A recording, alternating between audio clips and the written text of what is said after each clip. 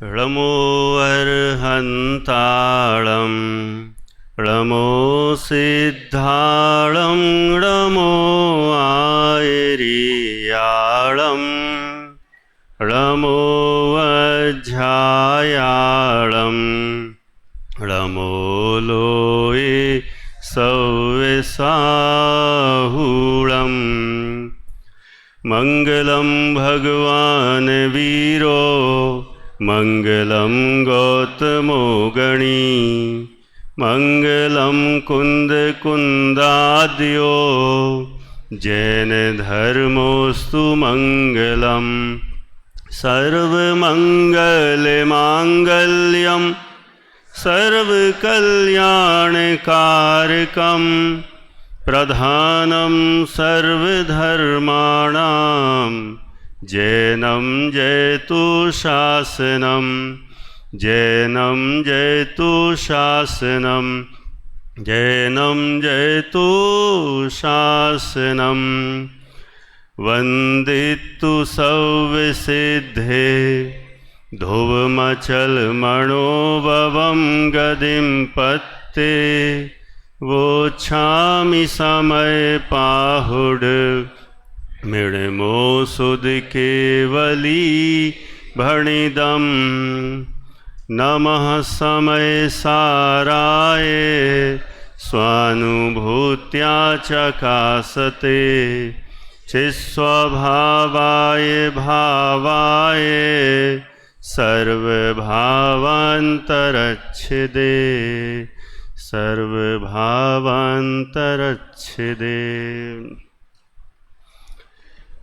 आचार्य श्री कुंद कुंद देव की अनुपम रचना ग्रंथादिराज परमागम समय सार जी के आधार से आज अपन 28वें आध्यात्मिक शिक्षण शिविर में विशेष चर्चा करेंगे। अभी हमने एक अलग शैली में और एक नयापन प्रश्नोत्तर शंका समाधान के माध्यम से बहुत अच्छी चर्चा का लाभ लिया। इस चर्चा से इतना तो ख्याल में आ गया कि ऐसी चर्चा होनी ही चाहिए। सारे प्रश्न तो उठते ही हैं और उनके समाधान सबको अच्छे से मिलते रहें, इस निमित्त से यह कार्य प्रारंभ किया। बहुत नयापन और सबके लिए बहुत अच्छा, और ख़ास तौर से विद्यार्थियों के लिए तो अजब गजब का है ही। इसी चर्चा के उपरांत अपन जो भी अंतिम प्रश्न चला प्रत्यक्ष सानिध्य वाला है ना, ये बात तो पक्की है कि जो आमने सामने वाला सानिध्य है वो एक अलग ही है।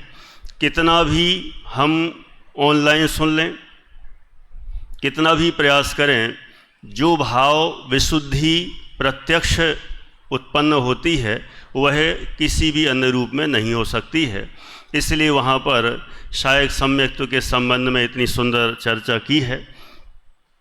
आज अपन समय सार जी की गाथा नंबर 11 पर चर्चा करेंगे।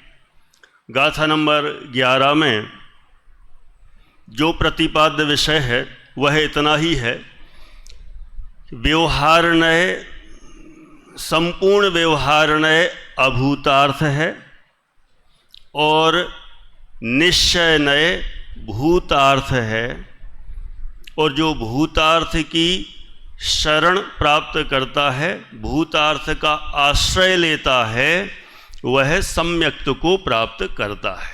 ये मूल विषय है।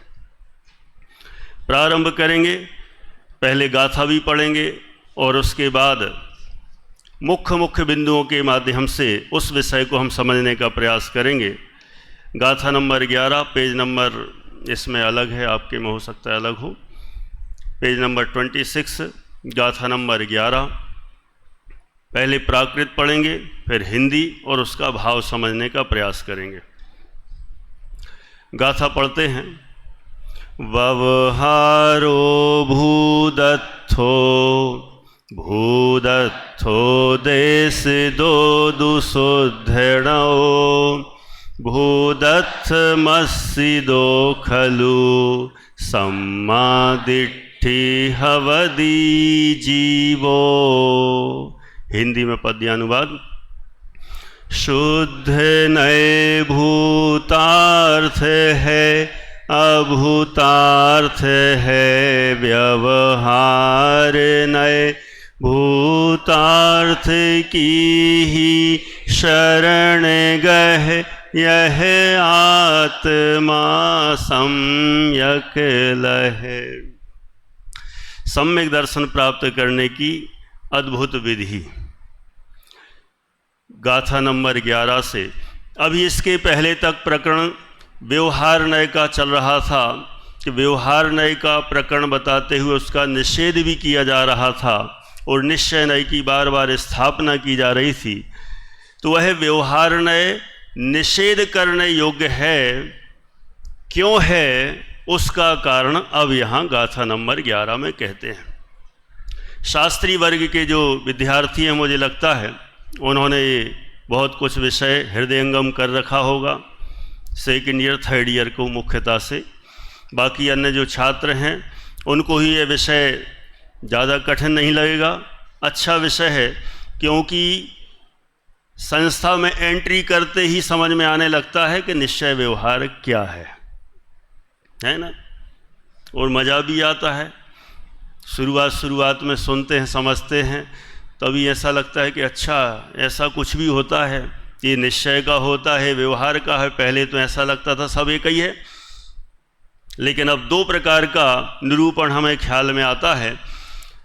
नए दो प्रकार के हैं, माने दृष्टियां दो प्रकार की हैं, वस्तुओं को समझने का तरीका दो प्रकार का है। वस्तु तो वस्तु है, एक ही है, उसको देखने के जो नज़रिए हैं, देखने के जो एंगल हैं, वो एंगल दो प्रकार के कहे गए हैं। क्योंकि वस्तु दो तो होती नहीं, वस्तु तो जैसी है वैसी है, हम जैसी उसे देखते हैं वैसी दिखाई देती है। सत्य ऐसा ही है, जैसे हम भी जितने जैसे लोग बैठे हुए हैं, हम जैसे हैं वैसे ही हैं, लेकिन हम किसको किस नज़रिए से देखते हैं तो हमें वैसा दिखाई देता है। अभी मैं आपसे पूछूं, जिन कुमार जी कैसे हैं? कोई क्या है? अमन जी कैसे हैं? वे जैसे हैं सो वैसे ही हैं, हम जैसे हैं सो वैसे ही हैं। हमारे कमल जी पंडित जी प्राचार्यों के प्राचार्य कैसे हैं? अच्छे हैं। कैसे हैं? वे जैसे हैं सो वैसे हैं। हम उनको कैसा देखते हैं वो हमारे नज़रिए पर डिपेंड करता है कि हम जैसा देखते हैं वैसी वस्तु दिखाई देती है। मैं आपसे प्रश्न पूछूं, नींबू कैसा होता है? ज़्यादातर उत्तर देंगे खट्टा होता है, लेकिन मैं कहूं गोल नहीं होता, हरा नहीं होता, पीला नहीं होता, छोटा नहीं होता, बड़ा नहीं होता, हल्का नहीं होता, भारी नहीं होता, सब तो होते हैं।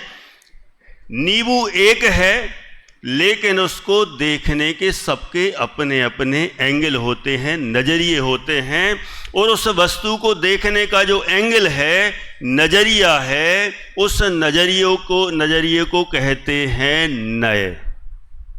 इसका मतलब ये हुआ, हम जैसा देखते हैं अपने ज्ञान से वस्तु को, जिस तरह से देखते हैं वह वस्तु हमें वैसी दिखाई देती है। यहाँ प्रकरण है कि शुद्ध नय, देखो गाथा में लिखा व्यवहारो भूदत्थो, व्यवहार नय भूतार्थ है। मैं पहले आपके सामने 4-5 प्रश्न खड़े कर रहा हूँ, क्योंकि विषय तो इतना ज़्यादा है कि कई दिनों तक भी चले, लेकिन अपने पास समय मात्र पौना घंटा है, और पौने घंटे में भी पता नहीं अभी और निकल गया है ना। तो इसलिए मुख्य में 5 या 6 पॉइंट आपके सामने रख रहा हूँ, और उन्हीं 5-6 बिंदुओं पर ही अपन चर्चा कर लेंगे। देखो प्रश्न में सीधा बोल लेता हूँ आपको। पहला प्रश्न है इसी में, यहाँ लिखा है, गाथा में क्या लिखा है पहले वो बोल दूँ, और उसके बाद किन बिंदुओं पर अपन बात करेंगे। गाथा में तो इतना लिखा है, व्यवहार नय अभूदत्थो, वैसे उस समय तो भूदत्थो लिखा है, गाथा में क्या दिख रहा है? व्यवहारो भूदत्थो। लेकिन प्राकृत में नियम है, यहाँ तो आजकल खूब कार्यक्रम चल रहे हैं, प्राकृत भ्रंश, और एक से कभी 2 दिन शिविर के 2 दिन बाद फिर कोई ना कोई पांडुलिपि काय के बहुत शिविर हैं। तो आपको तो बहुत ज्ञान का भंडार यहाँ पर लगातार मिल रहा है। प्राकृत में तो नियम है, जो अवग्रह होता ना, अवग्रह वो गौण ही हो जाता है, वहाँ उसका लोप हो जाता है, अनुबंध लोप जैसा। तो यहाँ पर अवग्रह की आवश्यकता नहीं, संस्कृत में लगा देते हैं, लेकिन यहाँ पर वो छुपा हुआ है। तो व्यवहारो भूदत्थो, लिखा तो भूदत्थो है, लेकिन वहाँ अवग्रह भी है जो दिखता नहीं है, संस्कृत में यहाँ दिया है नीचे छाया में। तो व्यवहार नय अभूतार्थ है, और आगे लिखा भूदत्थो देसिदो दु सुद्धणो, कि भूदत्थो भूतार्थ, देसिदो माने कहा गया है, कौन? सुद्धणो, सुद्धनय भूतार्थ कहा गया है। व्यवहार नय कैसा कहा? अभूतार्थ। और निश्चय नय भूतार्थ कहा। 2 पॉइंट हो गए। और तीसरा, ये 2 बताने के बाद सीधे अंतिम निष्कर्ष पर पहुंच गए कि इन दोनों को बता तो दिया, तो करना क्या है?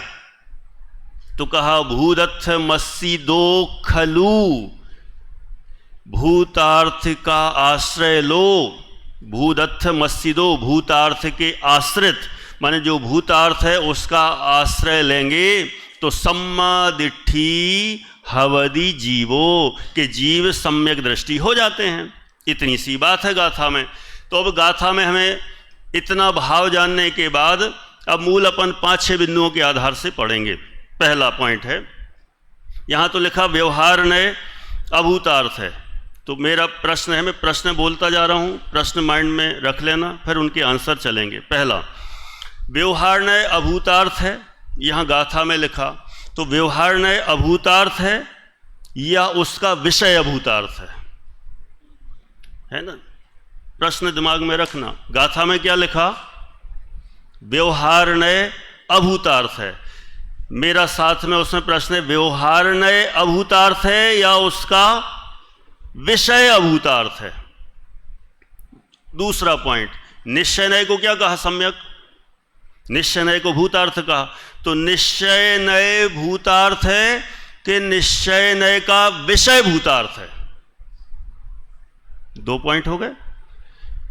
अगला बिंदु, प्रश्न बस ध्यान रखते जाना, फिर अपन अगले बिंदु पर चर्चा करेंगे। नंबर 2, एक ही पॉइंट के 2 पॉइंट है ना। अब अगला है, अब यहां लिखा है व्यवहार नय अभूतार्थ है। तो व्यवहार नय सर्वथा अभूतार्थ है और निश्चय नय सर्वथा भूतार्थ है। दूसरा पॉइंट हो गया ये, ठीक है? क्या बोले हैं दूसरा? व्यवहार नय सर्वथा अभूतार्थ है क्या, और निश्चय नय सर्वथा भूतार्थ है? ये प्रश्न है। नंबर 3, तीसरा है, व्यवहार नय के कितने भेद हैं पता है किसी को? कितने हैं? 4 हैं। और निश्चय नय के 4 हैं। तो फिर प्रश्न है, क्या व्यवहार नय के सभी भेद अभूतार्थ हैं और निश्चय नय के सभी जो 4 भेद हैं वे सभी के सभी भूतार्थ हैं? जल्दी तो नहीं चल रहा है? पक्का उपयोग यही है, कहीं और तो नहीं ना? मैं तो सुन रहा था कहीं और भी उपयोग हो सकता है आज बच्चों का। भारत पाकिस्तान में तो नहीं है ना? तो ठीक। मेरा मन तो ऐसा हो रहा था भाई साहब, परमात्मा जी भाई साहब, अभी सुना किसी में सब जगह वही चल रहा है, कौन टॉस जीत रहा है, कौन हार रहा है, एशिया कप का फाइनल। तो मैंने सोचा ऐसा करते उस पर ही प्रवचन कर देते। अभी अपने एसपी वायरल होते तो वे तो वीडियो चला देते, देखो मैच, और अब एक एक पे देखो, एक बॉल इसने की, इसने मारा, मजा आया, राग, ये द्वेष, ये क्रमबद्ध पर्याय डबल फायदा हो जाता है ना, मैच का मैच देखने मिल जाता और प्रवचन के प्रवचन हो जाते, दोनों फायदा। तो हमने सोचा कि रहने दो, नहीं तो और ज़्यादा गड़बड़ हो जाए, मैच एक तरफ और ठीक है, वो तो देखो जो होना है सो, हाँ बस है। कोई दिक्कत तो है नहीं। जो कोई हारे चाहे जीते, जो उनको मिलना है उनको मिलेगा, हमें क्या मिलेगा? कुछ नहीं मिलेगा। हमारे परिणाम बिगड़ने वाले हैं वहाँ, और उनमें ही उथल पुथल होगी और कुछ नहीं मिलने वाला। इसलिए अब यहाँ तो अपने परिणाम अच्छे हो रहे हैं, इसलिए उसको ही अपन ध्यान में रखें। पूरा उपयोग यहाँ लगा के रखना है ना। और अब तो अच्छी सुविधा है कि अब आपके पास मोबाइल नहीं तो पहले ऐसा सुनते थे कि मोबाइल रहते तो नीचे से स्कोर देख के बता देते थे अब तो ऐसा है नहीं व्यवस्था, इसलिए बराबर यहाँ ध्यान रख के अच्छे से। तीसरा हो गया ना पॉइंट। अगला है, चौथा बिंदु है भूतार्थ का अर्थ क्या है और अभूतार्थ का अर्थ क्या है। भूतार्थ मतलब क्या, अभूतार्थ मतलब क्या। और पांचवा पॉइंट, व्यवहार नए अभूतार्थ क्यों और निश्चय नए भूतार्थ क्यों। और सबसे अंतिम छठवा है, व्यवहार नए का आश्रय लेते हैं तो क्या दिक्कत है, और निश्चय नए का आश्रय लेते हैं तो यहाँ तो बता ही दिया क्या फायदा है। सम्यक लहे, सम्यक दर्शन की प्राप्ति होती है। तो ऐसा कैसे और क्यों, अपन सब पर बात करते हैं बिंदुवार। पहला पॉइंट था कौन सा? व्यवहार नए अभूतार्थ है कि व्यवहार नए का विषय अभूतार्थ है। देखो, व्यवहार नय तो सम्यक श्रुत ज्ञान का अंश है। सम्यक श्रुत ज्ञान का अंश है, वह अभूतार्थ नहीं हो सकता। व्यवहार नय के द्वारा जो हम विषय बना रहे हैं, हम वस्तु को देख रहे हैं, देखने का हमारा जो नजरिया है, व्यवहार नय का नजरिया कैसा है अभी इसमें बताएंगे सब। व्यवहार नय का नजरिया वस्तु को भेद रूप देखना है। एक अभेद अखंड वस्तु को कैसा देखता है? भेद रूप देखता है। और जो भेद रूप अलग अलग वस्तुएं हैं उनको मिलाकर एक कहता है। व्यवहार नय क्या करता है? एक अभेद अखंड वस्तु को अनेक रूप देखता है, और जो भेद रूप भिन्न भिन्न वस्तुएं हैं उनको मिलाकर एक कहता है। माने एक तरह से जो लोकल भाषा में कहें तो व्यवहार न एक की दो करता है और दो को एक करता है। क्या मतलब हुआ इसका? व्यवहार न एक को क्या करता है? दो। कैसे? माने एक अभेद अखंड वस्तु को कैसा भेद रूप देखता है? व्यवहारेणु बदिस्सदी णाणस्य चरित्र दंसनम णाणम। यही तो किया व्यवहार नय ने कि व्यवहार नय से देखा जाए आत्मा ज्ञान रूप है, दर्शन रूप है, चारित्र रूप है। तो एक अभेद अखंड आत्मा के उसने भेद कर दिए, भेद रूप देखा। तो एक को भेद रूप किया, एक अभेद अखंड को उसने भेद रूप देखा। ये व्यवहार नय का काम है। और व्यवहार नय का दूसरा काम क्या है बेलुकर जी साहब? दो को एक करने का काम है। दो को एक करने का काम मतलब शरीर और आत्मा भिन्न है, देह चेतन एक है, यह वचन है व्यवहार का। तो उसने दो भिन्न भिन्न वस्तुएं थीं, तो दो भिन्न भिन्न वस्तुओं को मिलाकर एक कह दिया। तो व्यवहार नय ने एक अभेद को भेद रूप देखा, और भेद रूप जो भिन्न भिन्न त्रिकाल भिन्न वस्तुएं हैं उनको उसने अभेद करके कथन किया। ये व्यवहार नय का विषय है। अब सोचते जाना, यहां प्रश्न है कि व्यवहार नय अभूतार्थ है कि व्यवहार नय का विषय अभूतार्थ है? क्या लगता है आपको? क्या लगता है? विषय है ना। तो व्यवहार नय अभूतार्थ नहीं है, व्यवहार नय का विषय अभूतार्थ है। क्योंकि व्यवहार नय ने देखा ही ना, गलत देखा ना, उसका नजरिया गलत है। अभी पहले ही बताते जा रहे हैं कि देखने के नजरिए का नाम नय है। तो वो जैसा देख रहा है वस्तु को, एक को दो देख रहा है तो सही है क्या? ये गलत है। और अनेक को एक देख रहा है तो क्या ये सही है? ये भी गलत है। इसलिए व्यवहार नय जो देख रहा है, जिसको अपना विषय बना रहा है, वो गलत एंगल से बना रहा है, इसलिए उसका विषय अभूतार्थ है, व्यवहार नय नहीं। एक पॉइंट। नंबर 2, दूसरे नंबर पर क्या है? निश्चय नय अभूतार्थ, निश्चय नय भूतार्थ है कि निश्चय का विषय भूतार्थ है? बोलो। एक तो बता दिया, अब दूसरा आपको बताना है। क्या लगता है दोनों ही? देखो, निश्चय नय तो स्वयं ज्ञान की पर्याय है। निश्चय नय क्या है? ज्ञान की पर्याय है, ज्ञान का अंश है। तो ज्ञान का अंश जो स्वयं पर्याय है वो भूतार्थ है कि उसने त्रिकाली ध्रुव अभेद अखंड वस्तु को विषय बनाया, वो भूतार्थ है। कठिन तो नहीं लग रहा? बोलो, सेकंड ईयर थर्ड ईयर वालों को तो कहीं कोई दिक्कत नहीं आना चाहिए। उपाध्याय वाले, कठिन लग रहा है? कितना सिंपल है। व्यवहार नय का तो हो गया, निश्चय नय का है। निश्चय नय भूतार्थ है कि निश्चय नय का विषय भूतार्थ है? देखो, निश्चय नय का विषय भूतार्थ है। एक्चुअल में तो विषय भूतार्थ है। क्यों? क्योंकि निश्चय नय का विषय त्रिकाली ध्रुव है, अनादि अनंत द्रव्य है, वो विषय तो विषय भूतार्थ है। लेकिन यहां पर एक नया एंगल दिया है, विषय भूतार्थ है लेकिन विषय को जो विषय बना रहा है उसको ही भूतार्थ कह दिया। सुनना, यद्यपि जो निश्चय नय का विषय है वो भूतार्थ है, लेकिन उसको विषय कौन बना रहा है? निश्चय नय। जान कौन रहा है? निश्चय नय। इसलिए निश्चय नय को भी किसकी ओर से कह दिया? विषय की ओर से भूतार्थ कह दिया। फिर से बोलता हूं, देखो आगे का तो अपन अगले पॉइंट पे चले जाएंगे, लेकिन ये बात भी अजब गजब की है। फिर से एक बार, निश्चय नय का विषय क्या है?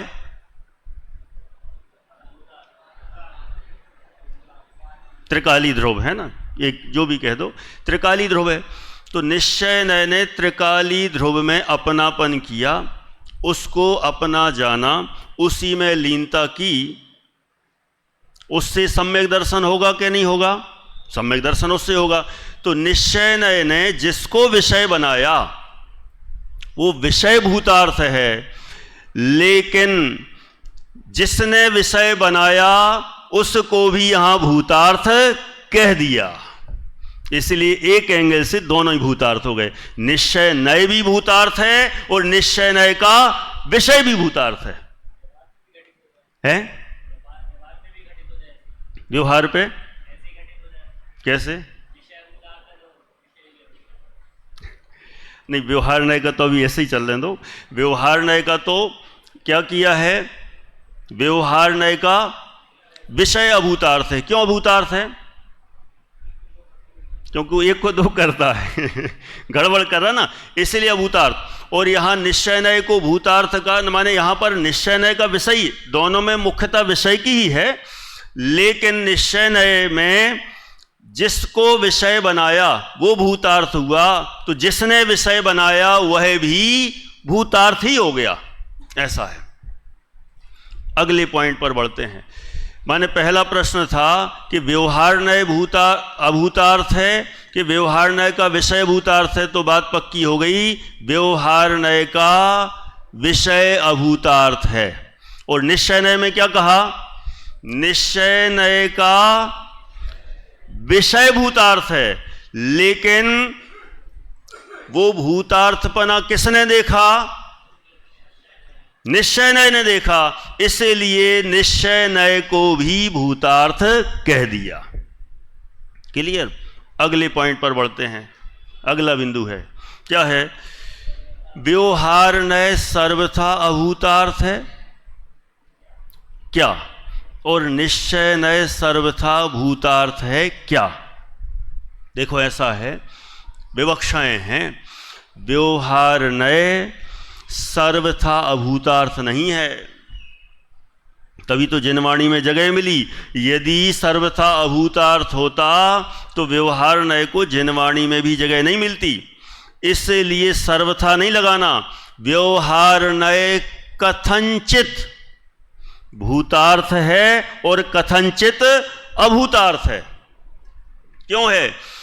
कारण कारण ये है कि निश्चय नय की विषयभूत अभेद अखंड वस्तु को समझाने का काम व्यवहार नय के द्वारा ही हो सकता है। यदि व्यवहार नय नहीं होता तो निश्चय नय का जो अभेद्य किला है, अभेद अखंड वस्तु है, त्रिकाली ध्रुव है, उसे बताता कौन, उसे समझाता कौन?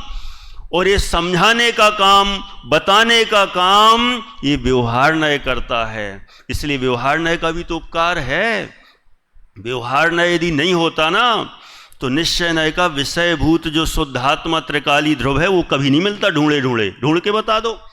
क्योंकि हमें किसी की खोज करना हो, किसी को जानना हो, समझना हो, यदि वह अभेद अखंड वस्तु हो, उसमें भेद है ही नहीं, वो तो जैसी है वैसी है। अब कोई कहे कि मुझे सुख प्राप्त करना है तो कहा, कोई कहे आत्मा को जानो। अच्छा, आत्मा को जानो, कैसा है वो आत्मा? तो किसके पास जाना पड़ेगा हाथ जोड़ के? व्यवहार नय के पास जाना पड़ेगा। व्यवहार नय से कहना पड़ेगा, भाई समझा दो जरा आत्मा होता कैसा है। तो व्यवहार नय जब आत्मा के भेद करके निरूपण करता है तब वह आत्मा हमें समझ में आने लग जाता है। यद्यपि समझाया तो व्यवहार नय है, लेकिन समझने के बाद उस भेद रूप वस्तु को ही यदि हम ग्रहण करते रहेंगे तो हमारा काम नहीं होगा। दादा के तो कितने उदाहरण हैं, बहुत सारे याद आते हैं, लेकिन ऐसा लगता है कितने कहें हैं। वो साबुन लगाना भी जरूरी है, और साबुन को है कपड़े कैसे धुलते हैं? साबुन लगाने से धुलते हैं कि साबुन को धोने से? साबुन लगाना भी जरूरी है और साबुन को लगाकर धोना भी जरूरी है। जब धोना ही है तो लगाना क्यों? अरे धोने के पहले लगाना भी जरूरी है और लगाकर फिर धोना भी जरूरी है। अभेद अखंड वस्तु को ग्रहण करना हो तो पहले उसमें व्यवहार नय के द्वारा भेद करना भी जरूरी है, और व्यवहार नय के द्वारा जब भेद हो जाए, तो जब वो वस्तु समझ में आ जाए तो भेदों में नहीं अटकना, फिर उस अभेद अखंड वस्तु को ग्रहण कर लेने में ही फायदा है। भेदों में अटके रहेंगे तो वस्तु का अनुभव नहीं होगा। इसीलिए व्यवहार नय कथनचित किसी अपेक्षा से भूतार्थ है। वस्तु को समझने के लिए, समझने की अपेक्षा से भूतार्थ है, लेकिन ग्रहण करने की दृष्टि से, अनुभव करने की दृष्टि से व्यवहार नयो नानुसर्तव्या। व्यवहार नय ग्रहण करने योग्य नहीं है, व्यवहार नय का विषय ग्रहण करने योग्य नहीं है, क्योंकि वह तो भेद को विषय बनाता है। इसीलिए व्यवहार नय का विषय ग्रहण करने लायक नहीं। तो दोनों बात आ गई प्रतीक। व्यवहार नय कथनचित भूतार्थ भी है और कथनचित अभूतार्थ भी है। अच्छा, निश्चय नय, निश्चय नय क्या है? बोलो। निश्चय नय सर्वथा भूतार्थ है? क्या लगता है? निश्चय नय को यदि हमें सिद्ध करना हो तो उसके भेदों में जाना पड़ेगा। जो अगला पॉइंट है ना अपना, वो अगले पॉइंट के पास हमें जाना पड़ेगा। वहां निर्णय होगा कि निश्चय नय सर्वथा भूतार्थ है क्या। तो निश्चय नय भी कथनचित भूतार्थ है, कथनचित अभूतार्थ है। ये भी अटपटा है। क्यों? उसका कारण अगले बिंदु से। अगला बिंदु क्या था? व्यवहार नय, सभी प्रकार के व्यवहार नय अभूतार्थ हैं, एक पॉइंट।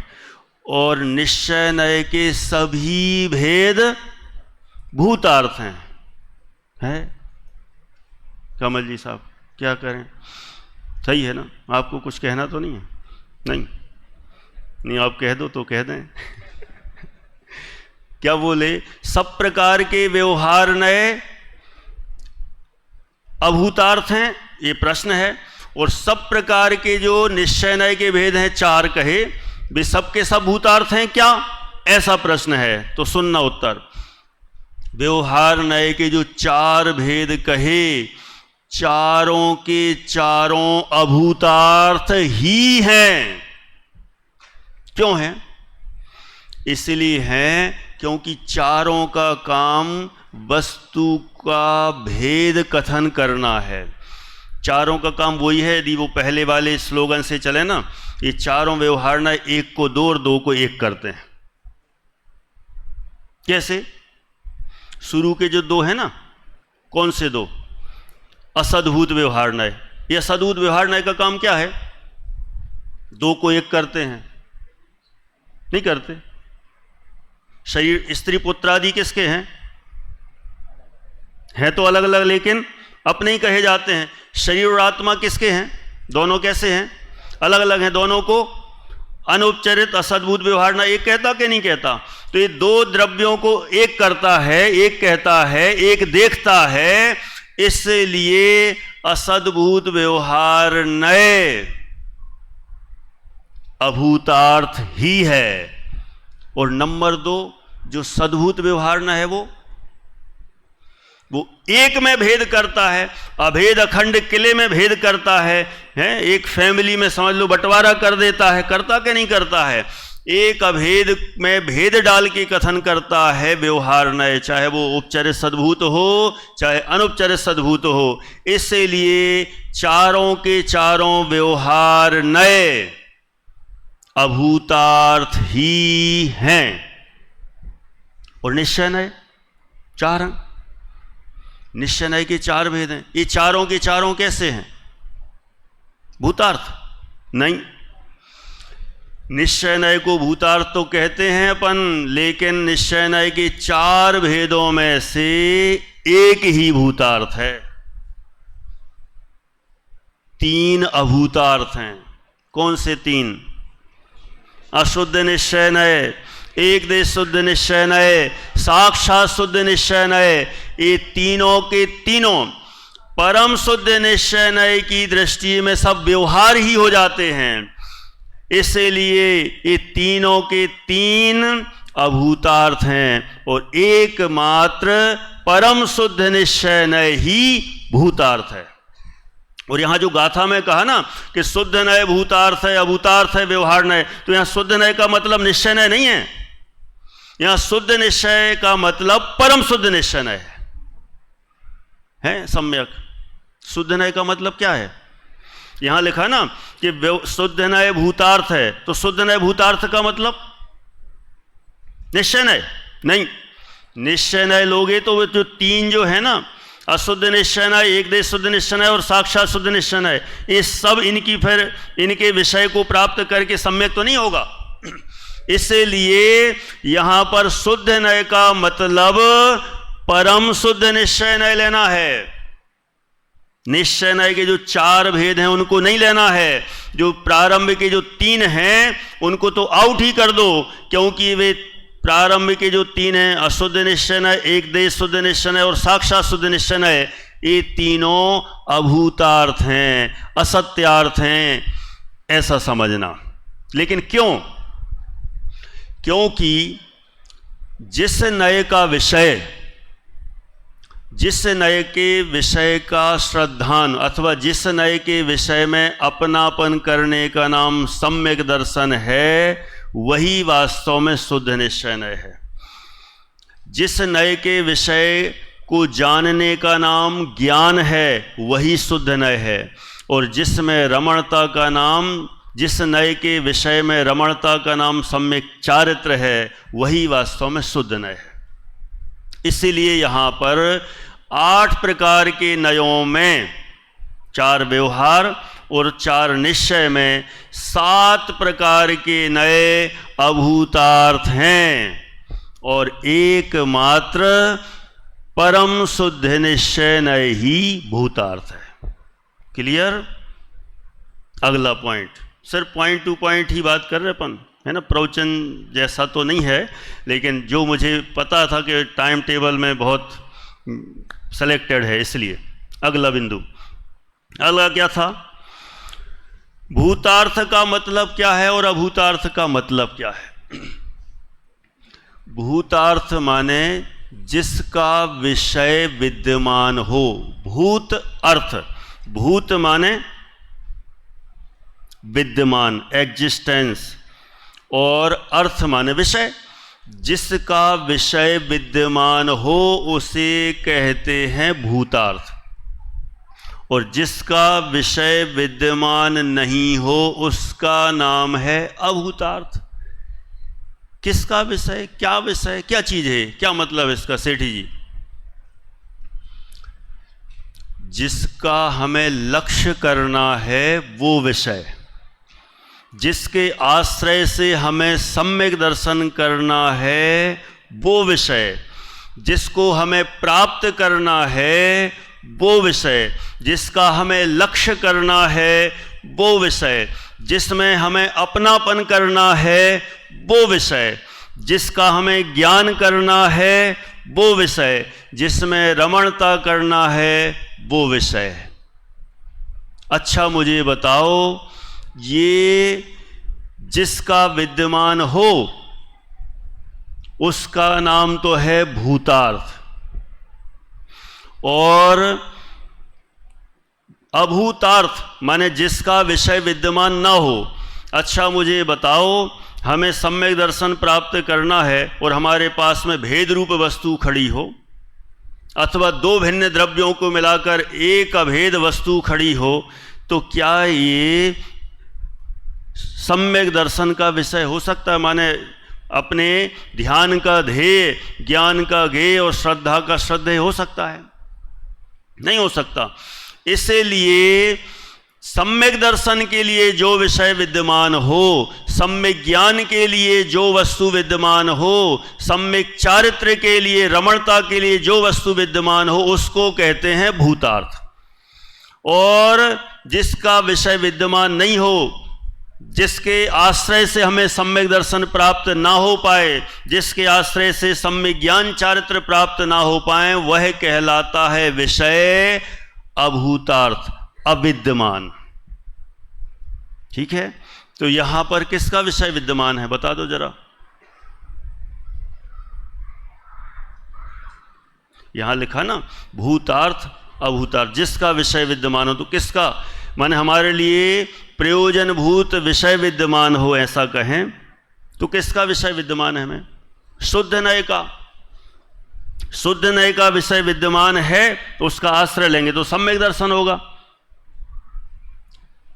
और अभूतार्थ, अभूतार्थ मतलब जो सम्यक दर्शन के योग्य हमें विषय उपलब्ध नहीं कराता, उसको कहते हैं अभूतार्थ। ऐसा है, माने सम्यक दर्शन के योग्य जो हमें विषय उपलब्ध करा दे वो भूतार्थ है, जो उपलब्ध ना कराए वो अभूतार्थ है। इतना सा है। और अंतिम पॉइंट क्या है? आश्रय। किसका आश्रय लेने से हमें लाभ होगा? भूतार्थ का कि अभूतार्थ का? है, अब कहो सब तो हो गया, अब तो आंसर देने में कोई कठिन है ही नहीं जिन्हें।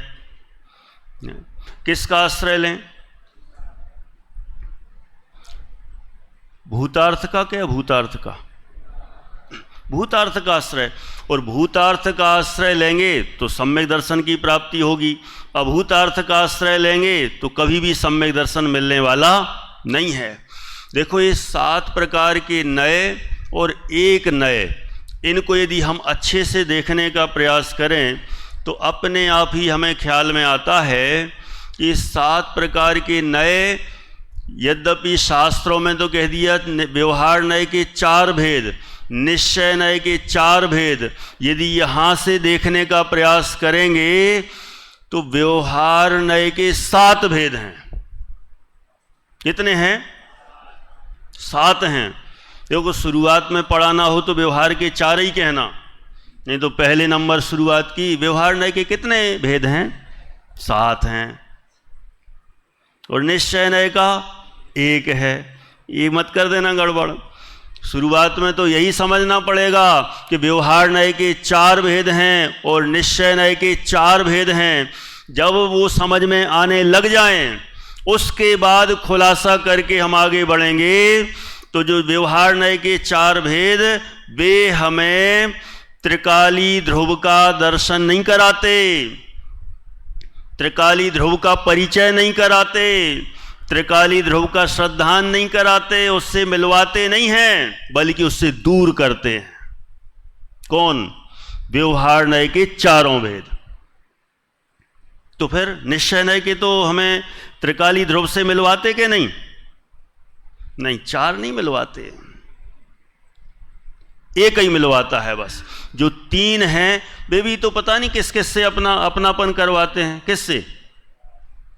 अशुद्ध निश्चय नय। देखो, व्यवहार नय का तो अब मैं क्या कहूं, सिर्फ निश्चय नय पे बात कर लेते हैं। व्यवहार तो सब जानते हैं, निश्चय नय में ज़्यादा सबको लगता है, तो थोड़ी सी 5 मिनट बात करके पूरा करेंगे। निश्चय नय में पहला निश्चय का भेद क्या है? अशुद्ध निश्चय नय। अशुद्ध निश्चय नय का विषय क्या है? आत्मा कैसा है? रागी है, द्वेषी है, क्रोधी है, मानी है, ऐसा ही है ना? कैसा है फिर? बोलो, कैसा है? इसी समय सार जी ग्रंथ की गाथा नंबर 125 में तो वहां तो बल्कि क्रोधी मानी नहीं कहा, वहां तो ऐसा कह दिया, कोहव जुत्तो कोहो, मानव जुत्तो या मानवे वादा, माऊ जुत्तो माया और लोहव जुत्तो हवदि लोह, कि क्रोधोपयोगी क्रोध है। आत्मा को क्रोधी नहीं, क्या बोले हैं? क्रोध से परिणमित आत्मा क्रोध है, मान से परिणमित आत्मा मानी नहीं कहा। मानी में तो फिर भी ऐसा लगता है विभाजन सा हो गया, दो चीजें हैं, मान से मिलकर मानी हुआ। वहां तो ये भेद ही नहीं किया, वहां तो कह दिया मान से उपयुक्त आत्मा मान है और माया से युक्त, माया कषाय से परिणमित आत्मा ही माया है। देखो, अब जिस समय हम क्रोध कर रहे हो तो उस समय हम क्या हैं? हमारा आत्मा ही क्रोध हो गया। मान कषाय से परिणमित हो तो आत्मा मान हो गया, मायाचारी कर रहे हो तो आत्मा ही माया है, और लोभ कषाय से परिणमित आत्मा ही लोभ है। अच्छा, मुझे बताओ, ये जो अशुद्ध निश्चय नय ने हमें कषायों से अभेद का परिचय कराया, इसके लक्ष्य से यदि हम अशुद्ध निश्चय नय का आश्रय करेंगे तो क्या हमें अभेद अखंड आत्मा मिल जाएगा? त्रिकाली ध्रुव मिल जाएगा? शुद्ध आत्मा मिल जाएगा? कभी नहीं मिलेगा। अशुद्ध आत्मा मिलेगा, रागी द्वेषी आत्मा मिलेगा। इसलिए अशुद्ध निश्चय नय का विषय भी भूतार्थ नहीं है। क्या है? अभूतार्थ है, हमारे काम का नहीं है, हमें अपने आत्मा से नहीं मिलवाता। माने सीधी सरल भाषा में कहें जिन कुमार जी, जो हमें अपनी आत्मा से मिलवा दे वो भूतार्थ, और जो आत्मा से दूर करे वो सब अभूतार्थ। अशुद्ध निश्चय ने तो दूर ही कर दिया, कषायों से परिचय करा रहा अपना, कोई काम का नहीं। अगला कौन सा है? एक देश शुद्ध निश्चय नय। एक देश शुद्धता के आधार से आत्मा को शुद्ध कहता है। और एक देश शुद्धता क्या है? सम्यक दर्शन आदि। और ये तो सब सम्यक दर्शन आदि तो एक क्षणवर्ती पर्याय हैं, एक समय की पर्याय हैं। एक समय की पर्यायों से अभेद करके बताता है, तो हमें एक समय की पर्याय वाला चाहिए कि हमें त्रिकाली वाला चाहिए? त्रिकाली वाला चाहिए, ऐसे एक एक समय वाले हमें थोड़ी चाहिए है। इसलिए एक देश शुद्ध निश्चय नय से जो आंशिक शुद्धता से जीव को जोड़ा, आत्मा को जोड़ा, हमें ऐसा नहीं चाहिए, ये हमारे लिए काम का नहीं है, क्षणिक है। तो फिर कहते तो हम ये हैं, हमें तो पूर्ण दशा ही चाहिए, साधी अनंत का आनंद लइए। अच्छा, तो ये कौन से? अच्छा, पूर्ण दशा चाहिए, मतलब पूर्ण दशा मतलब केवल ज्ञान। पूर्ण दशा माने केवल ज्ञान आदि है ना, ये सब पूर्ण दशा और सब। अच्छा, मुझे बताओ, ये किसका विषय है केवल ज्ञान आदि पूर्ण शुद्धता? साक्षात शुद्ध निश्चय नय का विषय। अब साक्षात शुद्ध निश्चय नय का विषय है, ये तो ठीक है ना, ये तो भूतार्थ हो गया ना? क्यों नहीं है भूतार्थ? ये साक्षात शुद्ध निश्चय नय का विषय, ये भी सब पर्याय रूप है। क्यों? कि केवल ज्ञानी आत्मा, केवल ज्ञान कितनी देर का है? अरे हमें ऐसा केवल ज्ञानी आत्मा नहीं चाहिए। क्यों नहीं चाहिए?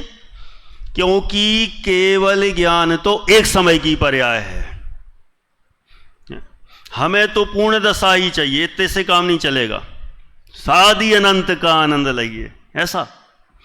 अरे केवल ज्ञान आदि पर्याय साक्षात शुद्ध निश्चय नय के विषय हैं, और इन साक्षात शुद्ध निश्चय नय का विषय केवल ज्ञान आदि पर्यायों से अभेद कराता है। लेकिन केवल ज्ञान आदि पर्याय भी एक समय की होने से ये भी हमारे काम की नहीं है। इसलिए हमें तो वो चीज़ चाहिए जो हमारे काम का हो, परमानेंट हो। तो साक्षात शुद्ध निश्चय नय भी, उसका विषय भी कैसा हो गया? अभूतार्थ हो गया, आउट। अब ये कहीं बचा कौन? परम शुद्ध निश्चय नय। नए चक्र का जो शुरुआत ही का मंगलाचरण है ना, दादा का लिखा, क्या मजेदार, क्या है, ध्यान है? जो एक शुद्ध विकार वर्जित और जो एक ज्ञायक भाव निर्मल नित्य निज परमार्थ है। ये तो छोड़ो, अब आगे का, जिसके दरसवा जानने का नाम दर्शन ज्ञान है, हो नमन उस परमार्थ को जिसमें चरण ही ध्यान है। ऐसा वाला चाहिए। और ऐसा वाला कौन ढूंढ के देगा हमें? कौन ढूंढ के देगा? ये तीन निश्चय नहीं देने वाले, व्यवहार ने तो कचरी कर दिया सब। मतलब आत्मा से तो मिलवा ही नहीं, दूसरे संयोगों से मिलवाता रहा। और जो तीन निश्चय नए थे, इन्होंने या तो अशुद्ध पर्याय से जीव का परिचय कराया, या वो क्षणिक शुद्ध पर्यायों से जीव का परिचय कराया। हमें वे नहीं चाहिए। कौन सी वाली? कि जो हमेशा रहने वाली हो और अभी अभी प्रकट हो, वो नहीं, अनादि काल से हो और अनंत काल तक रहे, त्रिकाल मौजूद हो, और ऐसे विषय का परिचय अथवा ऐसे विषय से मिलन कराने वाला यदि कोई है तो एक ही नय है, नयों का राजा, नयाधिराज, जिसको कहते हैं परम शुद्ध निश्चय नय। और वह परम शुद्ध निश्चय नय ही वास्तव में असली शुद्ध नय है, जिसकी यहाँ चर्चा कर रहे हैं। उस शुद्ध निश्चय नय, यहाँ लिखा कि शुद्ध नय भूतार्थ है, अभूतार्थ है व्यवहार नय, और भूतार्थ की शरण माने शुद्ध निश्चय नय का जो विषय है, परम शुद्ध निश्चय नय का विषय है, वही हमें अपने त्रिकाली ध्रुव से मिलन कराता है। इसलिए जो उसका आश्रय लेगा, किसका? परम शुद्ध निश्चय नय का। यहां तो वही लिखा, जो परम शुद्ध निश्चय नय का आश्रय लेगा, भूतार्थ का की आश्रय गए हैं। किसका? शुद्ध नय का कि शुद्ध नय के विषय का? शुद्ध नय तो चला जाएगा परमात्मा जी भाई साहब। अच्छा बताओ, शुद्ध नय कहां चला जाएगा? हम मान लो सिद्धालय में होंगे, शुद्ध नय रहेगा वहां? तो कौन रहेगा? विषय रहेगा। ये तो चले जाएंगे। ये शुद्ध नय भी श्रुत ज्ञान का ही तो अंश है। शुद्ध नय क्या है? ये शुद्ध नय, परम शुद्ध निश्चय नय अच्छा तो है हमें, लेकिन ये भी नहीं चाहिए देखा जाए वास्तव में। अभी तो इसकी जरूरत है। तो इसका जो विषय है, शुद्ध नय का जो विषय है, उसको हम समझ लें, उसमें अपनापन कर लें, उसमें लीन हो जाएं, बस हमारा काम हो गया। फिर वो जो नय है, नय का विकल्प है, परम शुद्ध निश्चय नय भी, नय में सब छूट जाते हैं क्योंकि श्रुत ज्ञान के विषय हैं, और हम तो चले जाएंगे सिद्धालय में। इसलिए शुद्ध नय नहीं, शुद्ध नय का विषय, वो जो त्रिकाली ध्रुव है, उसकी जो शरण गहता है, उसमें जो अपनापन करता है, वह सम्यक दर्शन प्राप्त करता है। अजब गजब का विषय है। ऐसे विषय को हम आत्मसात करें, ऐसी भावना से पूरा करते हैं।